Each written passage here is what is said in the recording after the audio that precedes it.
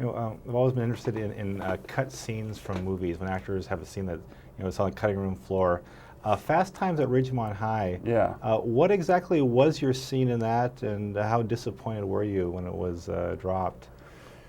Uh, well, it was enormously disappointing for me at the time because I was just starting out and I wanted to make some kind of a mark in the movie industry, and that was one of my shots. But it wasn't really, there really wasn't enough of a scene to cut out, if you know what I mean. It was more abbreviated scenes. I was up for the lead in that movie, and I went in about 15 times to audition for it, and then I didn't get it, and they gave me a supporting part that was more like a number than a name.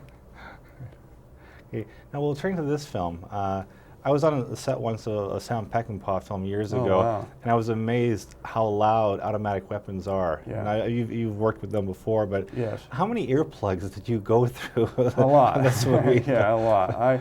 I was not cavalier about it. I made sure that I had the earplugs in every time guns were fired because I have sensitive ears, and it's important. You know, you'll start ringing for days if you don't. One thing that struck me about being around weapons, or the guys that handle the weapons, is you're right, it's not cavalier. There's a lot of safety involved. Absolutely. So what impresses you about the guys who actually handle the weapons before they give them off to you? Well, that they're very careful, that they're meticulous, that there's a ritualistic procedure to it, that even though you think, oh, well, that can't happen, you know, they go about it very methodically, the way you hand the gun, the way you take the safety off, the whole bit. Okay, well, turning to your co-star in this, I mean, Yeah. you're an Oscar winner. Mr. Travolta has been nominated a couple of times. When you're acting opposite him, he's a little bit older. Tell me that you're not flashing back to Welcome Back, Kotter, or Saturday Night Fever sometimes when you're doing a scene opposite him. No, I'm not. I really am not. You know, John's done so much work over the years, and particularly these last couple of years, he's just been magnificent in a very wide array of characters.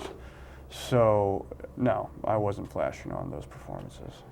I've always been interested in traveling. I travel a lot, and sometimes I have the seatmate from hell next to me on an airplane, like the person who won't shut up. You're yeah the whole time.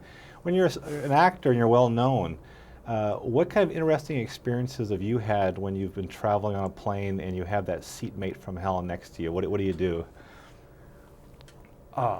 Well, I've been okay. I've been pretty lucky in that regard. I mean, people have always treated me with a measure of kindness and reserve. I mean, you know, once we get past the initial how are you, I like that movie or I didn't like that movie, and it's like normal conversation. So I haven't had a bad experience. Yeah. Are you ever surprised what people will say to you? I know a lot of actors say that it's almost like people think they have a relationship with you because they've seen you on screen. Does it ever kind of throw you things people will confess to you or just start talking about like you're an old pal?